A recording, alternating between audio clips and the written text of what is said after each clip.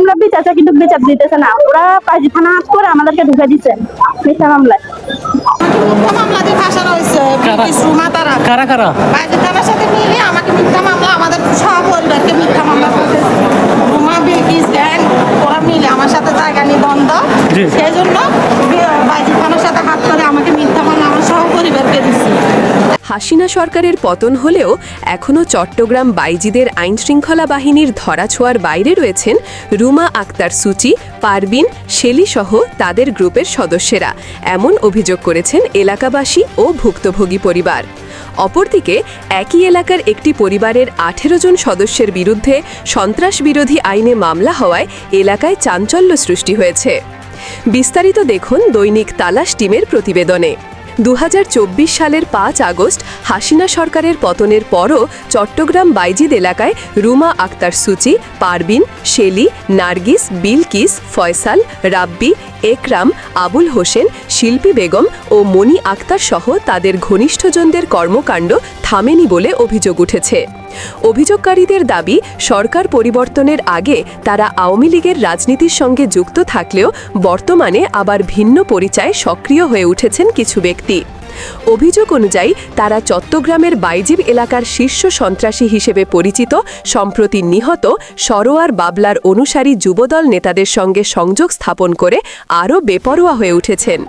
স্থানীয়দের ভাষ্য, সুচি, পারবিন, শেলি গ্রুপের কিছু সদস্য কখনো আওয়ামী লীগ, কখনো জাতীয় পার্টি এবং আবার কখনো স্থানীয় সন্ত্রাসী চক্রের সাথে কাছাকাছি অবস্থান করে বাজার, চাঁদাবাজি, টেন্ডারবাজি, মামলাবাজি এবং জমি দখল বেদখলের মতো কর্মকাণ্ড পরিচালনা করেন বলে অভিযোগ রয়েছে। কেউ প্রতিবাদ করতে গেলে নানাভাবে হয়রানির শিকার হতে হয়, এমন দাবি করেছেন ভুক্তভোগীরা। কিছুদিন আগে জমি সংক্রান্ত বিরোধ নিয়ে ভুক্তভোগীরা প্রতিবাদ জানালে অভিযোগ অনুযায়ী সুচি, পারবিন, শেলি গ্রুপের সদস্যরা সরোয়ার বাবলার অনুসারীদের সহায়তায় একই পরিবারের 18 জন সদস্যের বিরুদ্ধে সন্ত্রাস বিরোধী আইনে একটি রাজনৈতিক মামলা করেন। বিষয়টি গণমাধ্যমকে নিশ্চিত করেন ভুক্তভোগের পরিবার। এদিকে আবার মামলার বিষয় নিশ্চিত করেছেন অ্যাডভোকেট মোহাম্মদ আনোয়ার শাহাদাত চৌধুরীর নয়ন।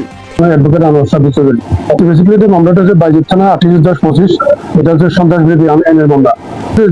18 জনকে আসামি করে মামলাটা করা হয়েছে। 18 জনের মধ্যে 8 জনই হচ্ছে মহিলা আসামি এবং 4 জন মহিলার কাছে বাচ্চাও আছে। যে সন্ত্রাস বিরোধী আইনের যে ধারাটা আর কি, একজন মহিলারা দুগ্ধপুষ্টের শিশু আছে 2 জন মহিলার কাছে, আর 2 জন মহিলা আর একই ফ্যামিলির সবাই সন্ত্রাস বিরোধী আইনের কর্মকাণ্ড করা যায় না। আসলে এই মামলার মধ্যে তো আমরা সঙ্গে আমি আসামি খালাস পাবো, যেহেতু মামলাটা এখনো বিচারে যায়নি, মামলাটা এখন তদন্তের মধ্যে আছে। মামলাটার মধ্যে যেগুলো সবাই যেহেতু একই ফ্যামিলির আসামি, সবাই মিলে এই মামলাটা করা যায় না কেন। আর এই মামলা ওদের নিজেদের মোবাইল মানে মামলার মধ্যে জব্দ করা হয়েছে, ওদের নিজেদের মোবাইল এবং সমগ্র কর্মকাণ্ডের সাথে জড়িত নয়। এই মামলা এজাহারে তারা স্পষ্ট করা আছে সবকিছু। শেষ পর্যন্ত আমরা আসামি খালাস পাবে, এটা আমি নিশ্চিত। এই মামলার মধ্যে আমার 8 জন আসামি, আমি এই মামলা ওদের পক্ষে লড়ছি। আমি শুধু মুক্তা বেগম, ওনার 2টা বাচ্চা আছে, একটা হচ্ছে 5 বছরের বাচ্চা আর একটা হচ্ছে 1 বছরের দুগ্ধপুষ্টের শিশু। সরকারের কাছে একটু সুস্থ দাবি মানে আমি তদন্তের দাবি করছি সরকারের কাছে আর কি, যাতে মামলার আয়ু সুষ্ঠুভাবে জিনিসটা একটা প্রতিবেদন দেয়। এই ঘটনাকে কেন্দ্র করে এলাকায় ব্যাপক চাঞ্চল্য দেখা দিয়েছে। যারা নাম প্রকাশে অনিচ্ছুক তারা বলেছেন, একই পরিবারের 18 জন সদস্য সন্ত্রাসী হওয়া অসম্ভব, এটি ভিত্তিহীন ও রাজনৈতিক উদ্দেশ্য প্রণোদিত মামলা বলে দাবি করেছেন তারা। আসমনি আমার আম্মুকে দেখা করার জন্য আমার আম্মুকে পুলিশে ধরে নিয়ে আসছে রাজনীতি মামলা। আমার আপন ফুপু মামলা মিথ্যা মামলা দিয়ে দিয়েছে। বিলকিস, পারবিন, সুচি, সুচি একটা রুমার কি, তারপর শেলি, ফয়সাল, এগুলা আইনের কাছে আমরা বিচারছে কিন্তু বিচার দিতেছে না। ওরা কাজী থানা হাত করে আমাদেরকে ঢুকে দিচ্ছে মিথ্যা মামলায়।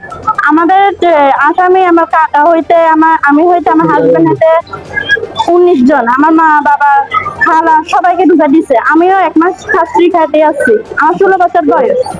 এই জায়গা নিয়ে আমার আম্মু 2 ঘন্টার জায়গা নিয়েছিল, এই জায়গা নিয়ে ওরা ভেদল করছে, সাদাও চাইছে। যখন আম্মু দেয়নি তখন আমার বাবাকে সন্ত্রাস দিয়ে তুলে নিয়ে যাওয়া হয়েছে।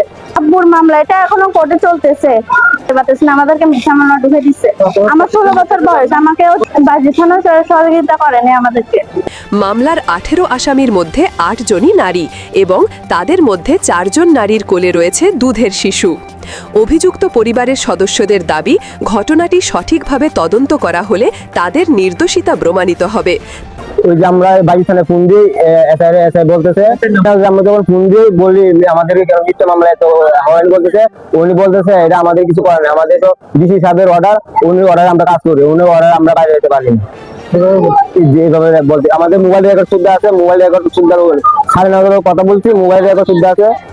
আমরা নিরাপদ, আমরা এলাকায় ঢুকতে পারতেছি না, আমাদেরকে ভয় জাগাইতেছে, আমাদেরকে অন্য মামলা ঢুকাই দিবে, এলাকায় আমাদেরকে দিকে আমরা কোনোভাবে আমরা এলাকায় যেতে পারতেছি না। আমাদের ঘর বার একবার গরু ছাগল সব নিয়ে চলে গেছে ওরা, আমরা ওই খেলাতে পারি না।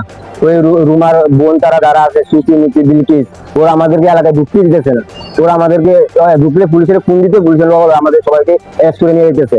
আমাদেরকে এখানে একটা অভিযান চলেছে মাদকের, ওই মাদকের অনুসারে এখানে আমাদেরকে রাজনীতি মামলা দিচ্ছে। মামলাতে এখানে 5টা লাখ উদ্ধার দেখেছে, আর আমরা পরিবারে 19 জন আসামি দিচ্ছে। 19 জন আসামির মাঝে আমার মা 65 বছর, আমার 16 বছর, সবাইকে একেবারে 19 জন আসামি দিচ্ছে। আমরা এলাকার আমাদের ঘর বাড়ি যা আছে সব বাংলার লোক সব ওরা সব নিয়ে চলে যেতেছে, ঠিক আছে আছে। পরে বাইজি থানা আমরা ফোন দিলে বলে এটা আল্লাহর কাছে বিচার দেবে, আমাদের কিন্তু কিছু করার নাই, ডিসি সাহেবের অর্ডার। বাবরে মিথ্যা মামলা হলে আমি তো কিছু করতাম পারতাম, আল্লাহর কাছে বিচার দিতাম, তোর পক্ষইয়া আল্লাহর কাছে বিচার দিয়ে দিলাম, মিথ্যা মামলা বিচারও কেন্দ্রীয় কবরস্থানের ঘটনা। আমার আপন খারাপ তো বোন, ওরা মূলত একটু জায়গা নিয়ে বিরোধী, ওই জায়গা নিয়ে আমার বাইকে সন্ত্রাস নিয়ে ধরে নিয়ে গেছিল। ওই সূত্রে পুলিশ ওদেরকে নিয়ে আমাদের 19 জন এক পরিবারের আসামি দিছে আমলিকের। ওরা মূলত আমলিক করে, ওরা সবকিছু তথ্য প্রমাণ আছে, আমাদের এরকম কোনো তথ্য প্রমাণ নাই। সামান্য একটু জায়গা নিয়ে আমার মা, আমার যে ভাই বোন ভাবি, আমার তারা প্রশাসনের ঊর্ধ্বতন কর্মকর্তাদের হস্তক্ষেপ, ন্যায্য তদন্ত এবং নিঃশর্ত মুক্তির দাবি জানিয়েছেন। নিউজ ডেস্ক, দৈনিক তালাশ, চট্টগ্রাম।